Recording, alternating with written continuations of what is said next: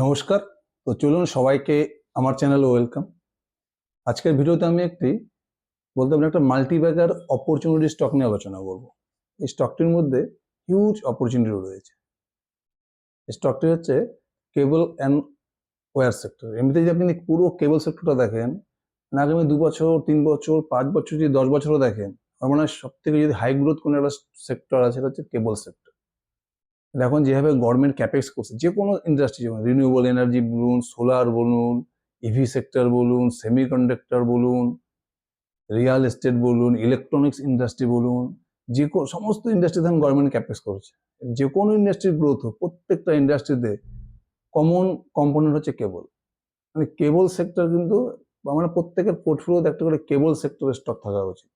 Last যদি আপনি আগামী 5 বছর দেখেন, নেক্সট 5 ইয়ার্স 10 ইয়ার্স যদি দেখেন, কেবল সেক্টরে কিন্তু গ্রোথ কনফার্ম হবেই। আজকে আমি যে স্টকটি নিয়ে আলোচনা করবো সেটি কেবল সেক্টরের স্টক, ভি মার্ক ইন্ডিয়া। আমি এই স্টকটি নিয়ে আগেও ভিডিও বানিয়েছি। যদি আপনি পুরো কেবল সেক্টরের স্টক দেখেন, পলিক্যাপ, কেইআই এর ভালো কোম্পানি কেবল সেক্টরের প্রত্যেকের এভারেজ সেলস গ্রোথ দেখবেন মোটামুটি 15 থেকে 20%। প্রত্যেকের, Polycab, KEI, Dynamic Cables, Paramount Communication, Delton Cable 20% on an average growth করে। যদি আপনি ভিমার্ক ইন্ডিয়াকে দেখেন, এই স্টকটি লাগাতার 50%, 60%, 70%, 100% করে সেলস গ্রোথ করে যাচ্ছে কন্টিনিউয়াসলি।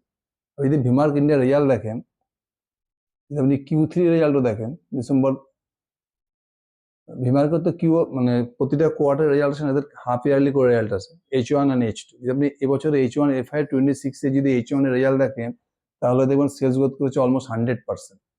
আর প্রফিট গ্রোথ করেছে কত? 11 থেকে 36 করে, 3x growth. Sale growth double, profit growth 3x।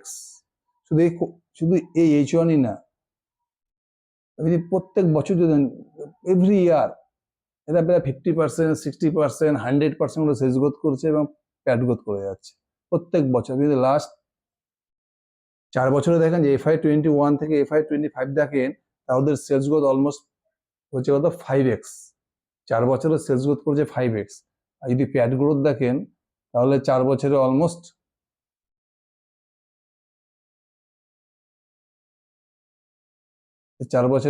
প্যাট গ্রোথ কত হয়েছে? মোটামুটি 6x গ্রোথ। মানে 4 বছরে সেল গ্রোথ 5x গ্রোথ হয়েছে আর প্যাট গ্রোথ হচ্ছে 6x। এই জন্য ভিমার্কের স্টকটুকু যদি আপনি দেখেন, যদি স্টকের রিটার্নও দেখেন, তাহলে দেখবেন মোটামুটি লাস্ট 1 ইয়ার্স যদি দেখেন, ভিমার্কের স্টক করে ডাবলেরও বেশি হয়ে গেছে, প্রায় 3x গ্রোথ হয়েছে লাস্ট 1 ইয়ার্স। লাস্ট 1 ইয়ার্সে ভিমার্কের স্টক দেখুন মোটামুটি 250 টাকা থেকে প্রায় 700 টাকার কাছাকাছি চলে গেছে এখন। এত মার্কেট ডাউন হওয়ার পরেও ভিমার্ক ইন্ডিয়ার স্টক দেখুন লাস্ট 1 বছরে 250 টাকা থেকে প্রায় 700 টাকা, অলমোস্ট 3x। বাকি যে কেবল সেক্টর স্টকগুলো দেখেন, প্রত্যেকে 15%, 20% করে গ্রোথ করছে। কিন্তু ভিমার্ক ইন্ডিয়ার যদি আপনি গ্রোথ দেখেন, ভিমার্ক ইন্ডিয়া অলমোস্ট 50%, 60% করে প্রতিটা কোয়ার্টারে গ্রোথ করে যাচ্ছে। তার কারণটা কি? তার কারণটা হচ্ছে ভিমার্ক ইন্ডিয়ার বিজনেস মডেল। বাকি যত কোম্পানি, যে পলিক্যাপ বলুন, কেইআই ইন্ডাস্ট্রি বলুন, এদের যে প্রত্যেকের বিজনেস দেখবেন, এরা প্রত্যেকে কি নর্মাল যেগুলো কেবল আছে আমাদের, যেটা আমাদের ডোমেস্টিকে কাজ লাগে বা ইলেকট্রনিক্স ইন্ডাস্ট্রিতে লাগে, এই ধরনের কেবল ম্যানুফ্যাকচারিং করে পলিক্যাপ, কে। কিন্তু আপনি যদি ভিমার্ক বিজনেসটাকে পড়েন, যদি পিপিটি পড়েন বা কনকল স্টাডি করেন, তাহলে দেখবেন এদের যে বিজনেসের মেন গ্রোথ আসছে কোথা থেকে।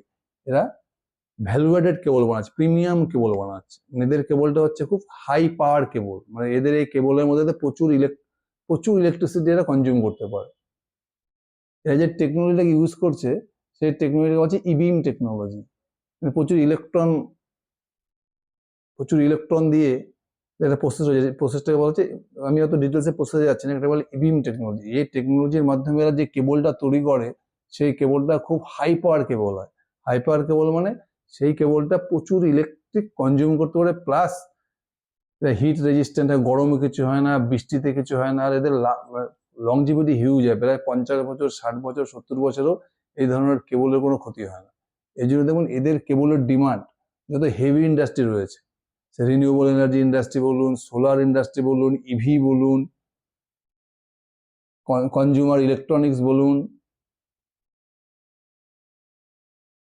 সেমিকন্ডাক্টর ইন্ডাস্ট্রি বলুন, অটোমোবাইল ইন্ডাস্ট্রি, যত হেভি ইন্ডাস্ট্রি রয়েছে, সমস্ত ডাটা সেন্টার বলুন, সমস্ত ইন্ডাস্ট্রিতে কিন্তু ভিমার্কের কেবলের খুব ডিমান্ড।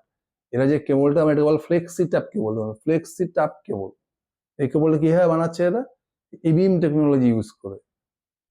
একটা হচ্ছে ফ্লেক্সি ট্যাপ ওয়্যার বানাচ্ছে, ওয়্যার, আর একটা বলে ইবি প্লাস পাওয়ার কেবল। এই ফ্লেক্সি ট্যাপ ওয়্যার আর ইবি প্লাস পাওয়ার কেবল, এই দুইটা প্রোডাক্ট হচ্ছে এদের সব থেকে মানে মেন গ্রোথ ড্রাইভার্স। এই প্রোডাক্টটা বানাচ্ছে কিভাবে? ইবিএম টেকনোলজিতে। এর টেকনোলজিতে যে ইবিএম টেকনোলজি, এটা হচ্ছে ভিমার্ক ইন্ডিয়ার স্পেশালিটি। এই জন্য কি যে বাকি যে প্রত্যেকটা কেবল কোম্পানি ভালো, পুরো কেবল সেক্টরই দুর্দান্ত গ্রোথ করছে। বাকি যত কেবল কোম্পানি রয়েছে দেখবেন এরা প্রত্যেকে 18%, 20%, পলিক্যাপ 20 থেকে 22% করে নর্মাল গ্রোথ করে যাচ্ছে। কিন্তু ভিমার্ককে দেখুন নন স্টপ 50%, 60% মতো সেলস গ্রোথ করে যাচ্ছে। তার কারণ হচ্ছে এদের প্রোডাক্ট কোয়ালিটি, মানে এরা সবার থেকে আলাদা প্রোডাক্ট ম্যানুফ্যাকচারিং করছে।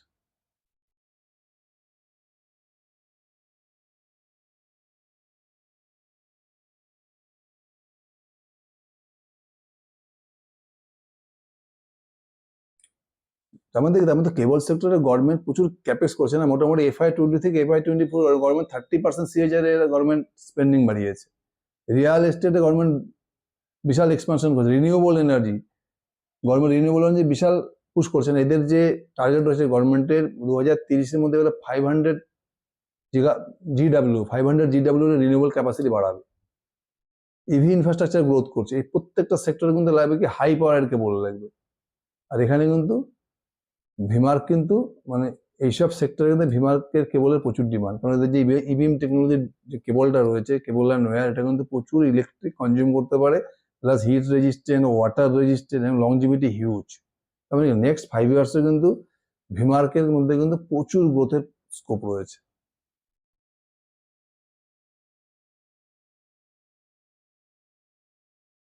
ফ্লেক্সিটা ওয়্যার, ইবি পাওয়ার কেবল, এই দুটো প্রোডাক্ট হচ্ছে এদের সব থেকে বেশি ইম্পর্টেন্ট প্রোডাক্ট। যত বড় বড় কাস্টমার দেখুন, পাওয়ার গ্রিড থেকে শুরু করে, বিএসএনএল থেকে শুরু করে, MTNL, IRCON international, NTPC, ONGC, সকলেই কিন্তু দেখবেন ভিমার্কের কাস্টমারের।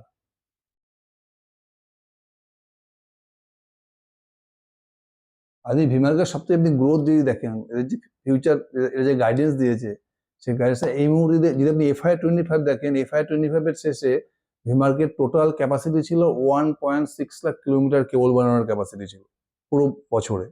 2025-এ এদের টোটাল কেবল ম্যানুফ্যাকচারিং ক্যাপাসিটি ছিল 1.6 লাখ কিলোমিটার। ম্যানেজমেন্ট কি গাইডেন্স করেছে? 2030-এর মধ্যে মানে নেক্সট 5 ইয়ার্সে সেটা গিয়ে দাঁড়াবে হচ্ছে 7 লাখ কিলোমিটার। এখন ক্যাপাসিটি হচ্ছে 1.69 লাখ অ্যাকর্ডিং টু FY25। সেখানে ম্যানেজমেন্টের গাইডেন্স কি হচ্ছে FY30 আস্তে আস্তে এদের ক্যাপাসিটি হয়ে যাবে 7 লক্ষ কিলোমিটার। মানে শুধুমাত্র ম্যানুফ্যাকচারিং ক্যাপাসিটি বেড়ে যাবে 4x এর বেশি। যদি ম্যানুফ্যাকচারিং ক্যাপাসিটি 4x এর বেশি হয়, তার মানে কি ভিমার্ক ইন্ডিয়াকে নেক্সট 5 ইয়ার্স 40% করে সেলস গ্রোথ করতে অন অ্যান এভারেজ কোনো প্রবলেম হবে না। তাহলে ম্যানেজমেন্ট 50%, 60% গ্রোথ করে যাচ্ছে। আর নেক্সট 5 ইয়ার্সে ম্যানেজমেন্ট যে গাইডেন্স দিয়েছে, ম্যানুফ্যাকচারিং ক্যাপাসিটির গাইডেন্স, এটা 4x নেক্সট 5 ইয়ার্স। তার মানে ভিমার্ককে মোটামুটি নেক্সট 5 ইয়ার্স 40% করে সেলস গ্রোথ করতে কোনো প্রবলেম হওয়ার কথা না, যেভাবে ম্যানেজমেন্ট গাইডেন্স দিচ্ছে।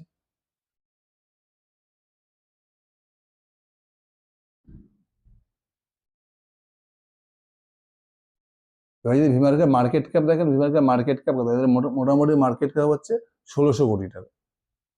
ভিমার্কের মার্কেট ক্যাপ হচ্ছে 1600 কোটি টাকা। আর যদি ভিমার্কের পুরো FY25 দেখেন, FY25-এ ভিমার্কের টোটাল সেল ছিল মোটামুটি 900 কোটি টাকার মতো। FY25-এ টোটাল সেল ছিল 900 কোটি টাকা। এদের টোটাল প্যাট ছিল কত? 36 কোটি টাকা, মানে 4% ছিল এদের প্যাট মার্জিন।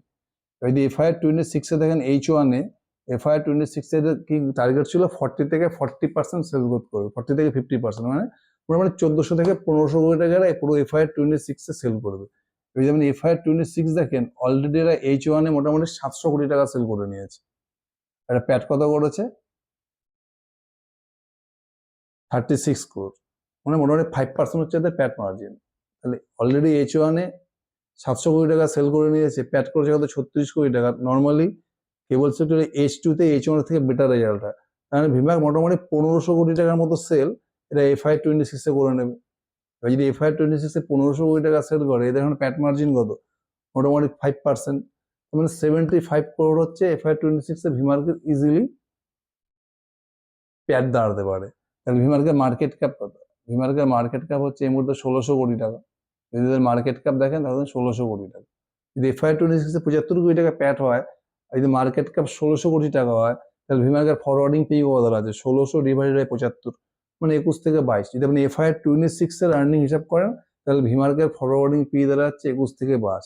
21 থেকে 22 আপনি কি পাচ্ছেন? মোটামুটি 40 থেকে 50% সেলস গ্রোথ, আর প্যাট গ্রোথ প্রায় 100%। আর যদি আপনি FY27 এর আর্নিং হিসাব করেন, যদি FY26 এ ভিমার্কের 1500 কোটি টাকা সেল হয়, তাদের গাইডেন্স কি রয়েছে? 40 থেকে 50% গ্রোথ করবে। যদি 40% গ্রোথও করে, তাহলে FY27 এ ভিমার্কের টোটাল সেল গিয়ে দাঁড়াবে 1500 কোটির 40%, মানে 2100 কোটি টাকা, 2100 কোটি টাকা FY27 এর আর্নিং হতে পারে।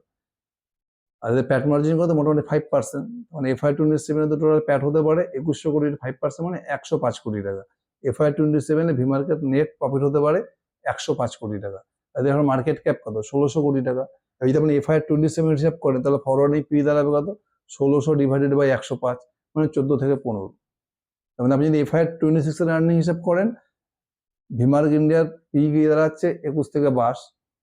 যদি FY27 এর আর্নিং হিসাব করেন, তাহলে ভিমার্কের পি গিয়ে দাঁড়াচ্ছে 14 থেকে 15। আর আমি যদি FY27, আমাদের সবসময় 1 বছর অ্যাডভান্স ভাবতে হবে। যদি আমরা FY27 এর আর্নিং হিসাবে চলি, তাহলে আমরা 14 থেকে 15 পিতে পাচ্ছি একটা 40% sales growth engine with operating leverage. আর এই কোম্পানির বিজনেস মডেল এরকম রয়েছে যে এর সবার থেকে আলাদা প্রোডাক্ট বানাচ্ছে। এরা ইবিএম টেকনোলজিতে হাই পাওয়ার কেবল বানাচ্ছে, যে কেবলগুলো renewable energy, solar energy, data centre, এই সমস্ত ইন্ডাস্ট্রিতে কিন্তু হাই ডিমান্ড কেবল এগুলো।